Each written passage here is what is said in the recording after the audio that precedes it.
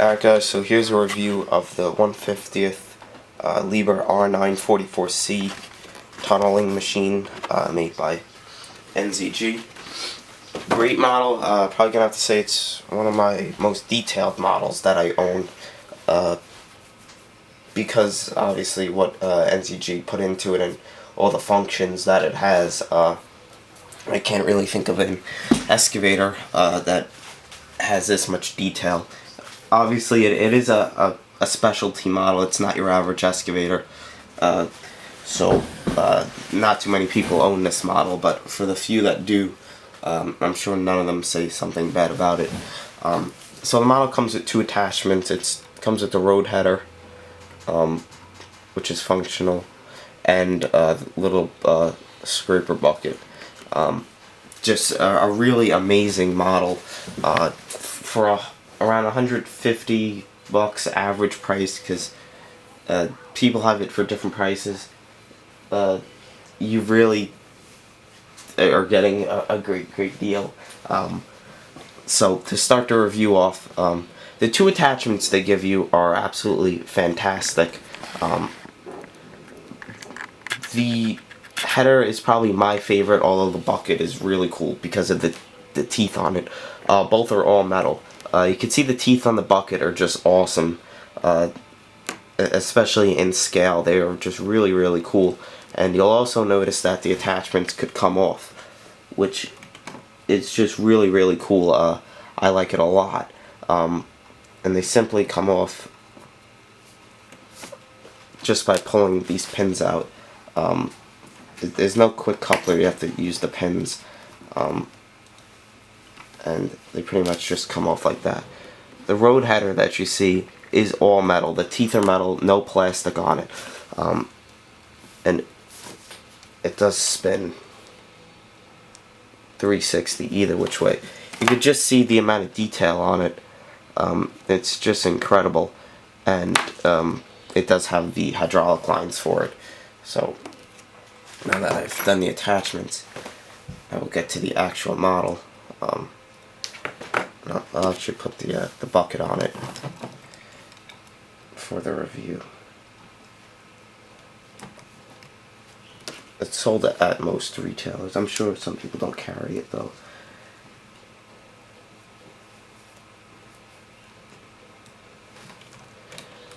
I'm just putting the bucket on.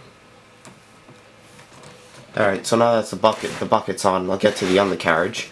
Undercarriage is just completely awesome. Has a blade on it, and the detail on even just the tracks is just fantastic. You can see the blade, it raises to a really nice height. I mean, enough where it could crawl over rocks and such. And then it also lowers. It lowers so much that the pistons come out of the casing, so be careful if you do get it and you lower it. You can see it has the guards for the pistons too, since this machine does work in rock and all.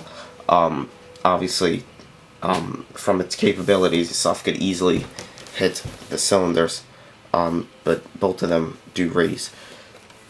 The tracks themselves are double grouser pads, which is really cool. Normally you see every model with triple grousers. These are double, which makes it 10 times better. I like that a lot. Unfortunately, they don't really roll at all. They can roll, but they get caught on the bottom, which sucks, but it doesn't really matter to me. I mean, I'm not one to really go around rolling tracks. You can see the frame on the bottom is pretty detailed. Tracks are metal, and the drive motor. Now, one cool thing is this piece right there, and you're probably wondering what that does. And it basically just cleans the tracks, or clears them pretty much, I guess you could say. I'm 99% sure. It's always on that side. So the other side of the undercarriage, which is pretty much the same. These steps are plastic. So now the underview of the model, I guess if anyone wants to see that, is really nothing crazy. So getting to the cab, which is one of my favorite parts of the model. The cab is extremely unusual, not your average cab that you have on a model. You can see it's completely open, and honestly I really don't know why. I guess because it works in a tunnel, but I'm still really unsure why it is open, but since it is, it just makes it really cool. You could see even just the cab guarding on the model is just really cool looking, and the cab is different. It gives it a nice look. Inside the cab has a fair amount of detail, nothing crazy, but the overall look of the cab is just, it's insane. Back window on the cab, really cool.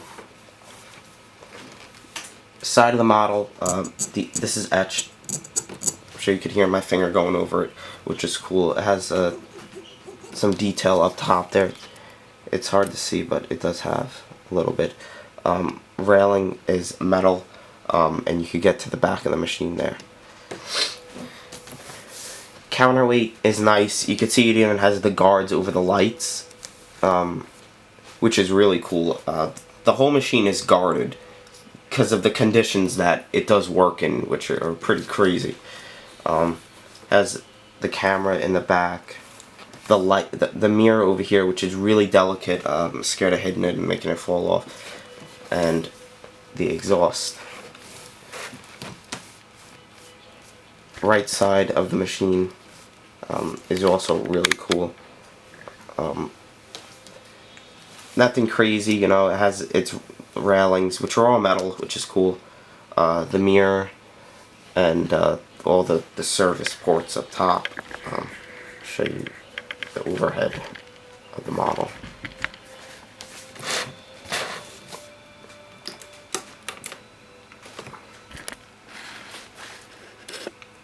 Now here's an overhead look at the model. You can see a lot of detail. It's got a lot of hydraulic hoses, which are rubber that lead from the body of the machine to the boom. Just a hell of a lot of detail. It's got a fire extinguisher. There's a better look. Just really detailed. Definitely worth the money. Unfortunately, the hood for the engine over here doesn't open up, although it does have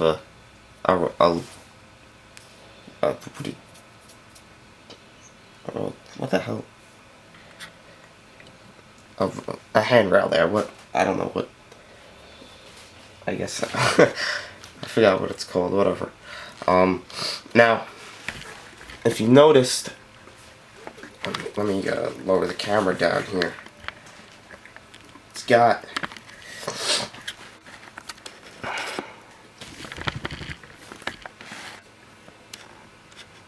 these two cylinders right here, and what that does is it lets the boom tilt.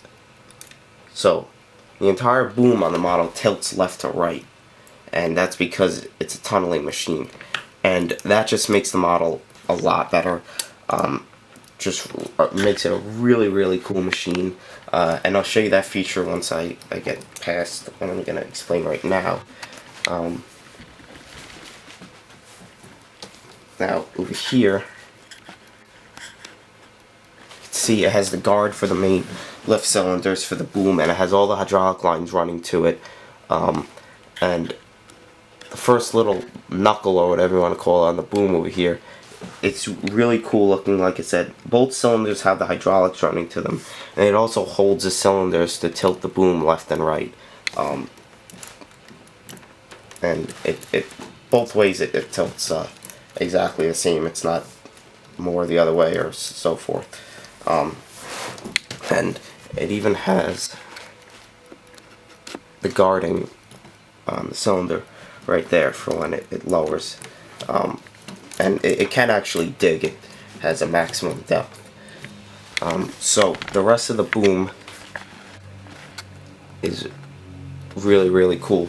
You can see this lifting eye right there, and that's actually lift the machine if you curl it in. And I did actually lift it with a crane, and even on the model it keeps it balanced perfectly. So obviously once you have to pull it out of the tunnel, a crane will lift it out, and you would use that that hook right there, which is really cool.